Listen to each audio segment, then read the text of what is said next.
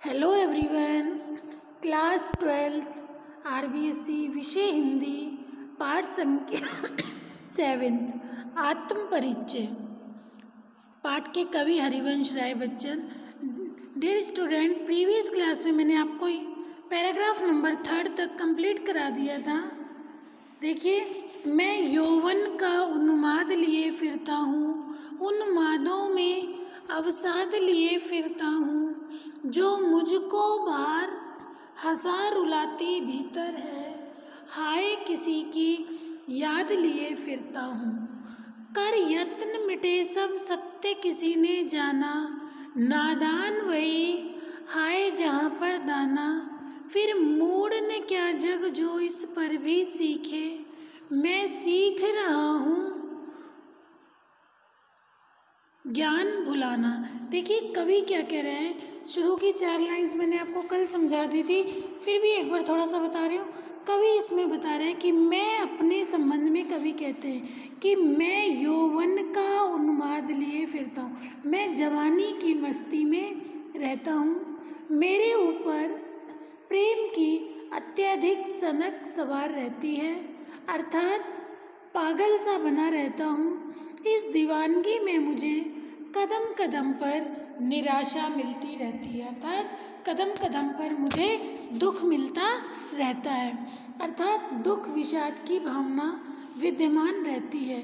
इससे मेरी मन स्थिति बाहर से तो हंसते हुए अर्थात प्रसन्नचित रहती है, परंतु अंदर ही अंदर रुलाती रहती है। इस स्थिति का मूल कारण यह है कि मैं अपने हृदय में किसी प्रिय की मधुर स्मृति बसाए हुए हूँ और हर समय उसको याद करता रहता हूँ और उसके न मिलने से मैं दुखी रहता हूँ। यहाँ तक बेटा मैंने कल समझा दिया था। इसके नेक्स्ट देखिए, कर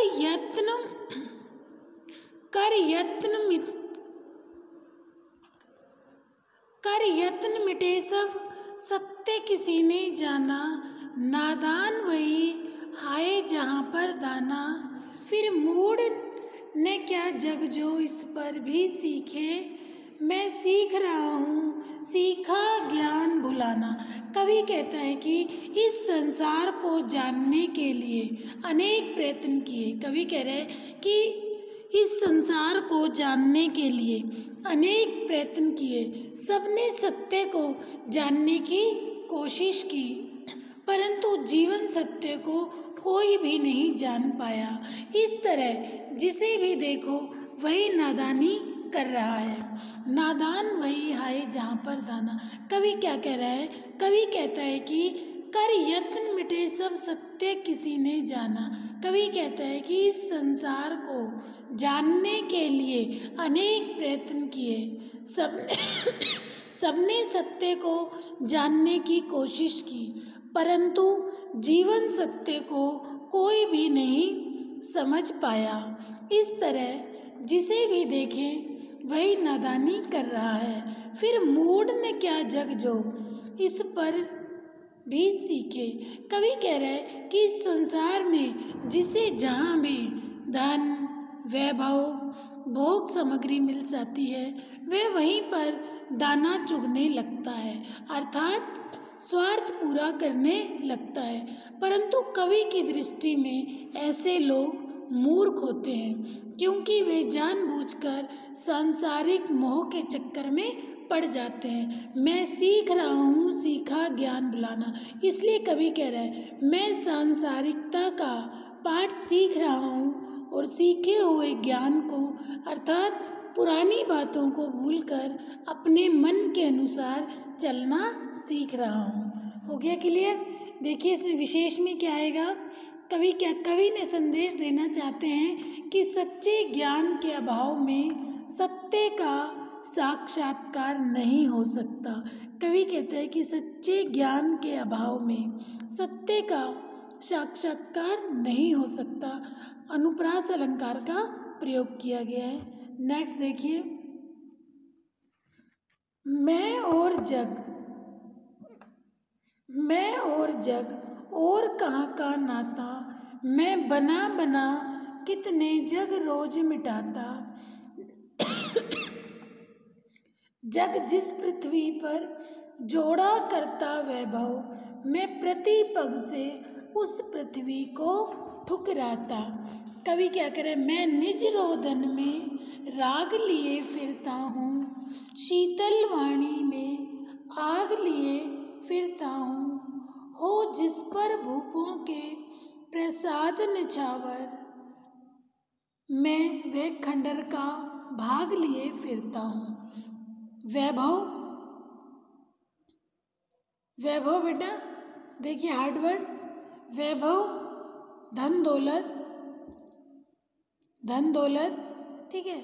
पग कदम, राग प्रेम, भूपों राजाओं, राजाओं, प्रासाद महल, ये प्रासाद महल, और एक होता है प्रसाद, वो पूजा के उपरांत जो प्रसाद वितरित होता है। प्रासाद महल और प्रसाद पूजा में वितरित किया गया प्रसाद। खंडर टूटा हुआ भवन, नाता संबंध, रोदन रोना, राग संगीत। अब देखिए कवि यहाँ क्या कह रहे, मैं और जग और कहाँ का नाता, मैं बना बना कितने जग रोज मिटाता। कवि इसमें व्यक्ति को स्वार्थी संसार को त्याग कर सत्य और प्रेम के पथ पर अग्रसर होने की बात कह रहा है। कवि इन पंक्तियों में क्या संदेश दे रहे हैं कि व्यक्ति को इस स्वार्थी संसार को त्याग कर प्रेम और सत्य के पथ पर अग्रसर होने की बात कह रहे हैं। कवि कहता है कि मैं भावुक कवि हूँ, जबकि संसारिक लोग दुनियादारी निभाने में लगे रहते हैं। मैं और जग और कहाँ का नाता। कवि कहता है कि मैं भावुक प्रवृत्ति का व्यक्ति हूँ, संसार के लोग दुनियादारी निभाने में लगे रहते हैं। इस कारण मैं और संसार दोनों अलग अलग हैं। मैं और जग और कहाँ का नाता। कवि कहता है मैं और संसार के लोग अलग अलग हैं। कवि कहता है कि मैं भावुक कवि हूँ, जबकि संसारी लोग दुनियादारी निभाने में लगे रहते हैं। इस कारण मैं और संसार दोनों ही अलग अलग हैं। मेरा और संसार का कोई नाता संबंध नहीं है। मैं बना बना कितने जग रोज मिटाता। कवि कहता है कि मैं रोज एक नए संसार की, अर्थात कवि कह रहे हैं कि मैं रोज एक नए आदर्श की नए आदर्श की रचना करता हूँ और उसकी पूरी तरह संतुष्ट न होने पर उसे मिटाने का प्रयास करता हूँ। यह संसार जिस धन समृद्धि को एकत्रित करने में लगा रहता है, मैं उसे पूरी तरह ठुकरा देता हूँ। इस तरह मैं संसार को ठुकरा कर सत्य और प्रेम के पथ पर बढ़ता रहता हूँ। देखिए मैं और जग और कहाँ का नाता। कवि कहते मैं और संसार के लोगों का आपस में कोई नाता नहीं है। मैं बना बना कितने जग रोज मिटाता।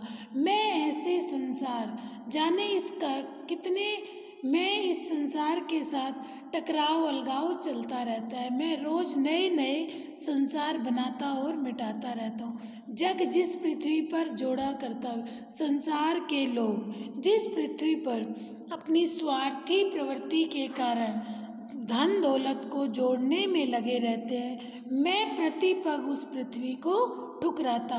कवि कह रहे हैं कि मैं प्रति पग ऐसी पृथ्वी को ठुकराता रहता हूँ। ठीक है, नेक्स्ट देखिए, मैं निज रोदन में राग लिए फिरता हूँ। कवि कहते हैं कि मेरे रोदन में भी प्रेम भाव छलकता है। मैं निज रोदन में राग लिए फिरता हूँ। मैं अपने गीतों में प्रेम के आंसू बहाता हूँ। शीतल वाणी में आग लिए फिरता हूँ। कवि कहते हैं कि मेरी वाणी यद्यपि कोमल और शीतल है, फिर भी उसमें प्रेम की तीव्र ऊष्मा एवं वेदना का ताप है। शीतल वाणी में भी आग लिए फिरता हूँ। हो जिस पर भूपों के प्रसाद निछावर। इस धरती पर कवि कह रहे हैं राजाओं के विशाल महल विद्यमान है, हो जिस पर भूपों के प्रसाद निछावर। कवि कह रहे हैं कि इस धरती पर कितने ही राजाओं के विशाल महल विद्यमान हैं, परंतु प्रेम की निराशा के कारण मेरा जीवन एक खंडर जैसा है। मैं वह खंडर का भाग लिए फिरता हूँ। कवि कह रहा है कि इस धरती पर राजाओं के विशाल महल विद्यमान है, परंतु प्रेम की निराशा के कारण मेरा जीवन एक खंडर जैसा है। फिर भी मैं अपने जीवन रूपी खंडर को उन महलों पर मैं वह खंडर का भार लिए फिरता हूँ। फिर भी मैं उन महलों पर न्योछावर कर सकता हूँ। अपने हृदय में उसी खंडर रूपी प्रेम प्रसाद को जीवंत बनाए हुए हूँ। दोबारा देखिए कवि क्या कह रहे हैं। कवि कहते हैं कि मैं निज रोदन में राग लिए फिरता हूँ। कवि कह रहे हैं कि मेरे हृदय में प्रेम भाव झलकता रहता है। मैं अपने गीतों में प्रेम के आंसू बहाता रहता हूँ। शीतल वाणी में आग लिए फिरता हूँ। मैं मेरी शीतल वाणी में भी आग लिए फिरता हूँ। फिर भी उसमें प्रेम की तीव्र ऊष्मा एवं वेदना का ताप है। इस धरती पर राजाओं के विशाल महल विद्यमान है, हो जिस पर भूपों के प्रसाद निछावर। कवि कह रहे हैं कि इस धरती पर राजाओं के विशाल महल बने हुए हैं, ठीक है, परंतु प्रेम की निराशा के कारण मेरा जीवन एक खंडर जैसा है। मैं वह खंडर का भार लिए प्रेम में निराशा के कारण मेरा जीवन खंडर जैसा है। फिर भी मैं अपने जीवन रूपी खंडर को उन महलों पर न्योछावर कर सकता हूँ। मैं अपने हृदय में उसी खंडर रूपी प्रेम प्रसाद को बनाए हुए हूँ। कहन विशेष में देखिए, संसार में प्रत्येक मनुष्य समान प्रवृत्ति का नहीं होता, परंतु प्रेम का कल्पना में संसार इसमें चित्रित बताया गया है। अनुप्रास रूपक अलंकार का प्रयोग किया गया है। भाषा सरल भाषा में गंभीर भाव व्यक्त किए गए हैं। ठीक है बेटा, आज इतना ही कराऊंगी। ये जितना कराया ये समझ आ गया। जो भी कराया जाए उस व्याख्या को, डेली की व्याख्या आप डेली करो। मैं डेली बहुत ज़्यादा नहीं करा रही, जिससे आपको पर डे की व्याख्या अच्छे से समझ आए। ठीक है बेटा, इसके बाद नेक्स्ट पद में आपको नेक्स्ट एक पद बच गया, वो मैं आपको नेक्स्ट क्लास में करा दूंगी। Okay, thank you.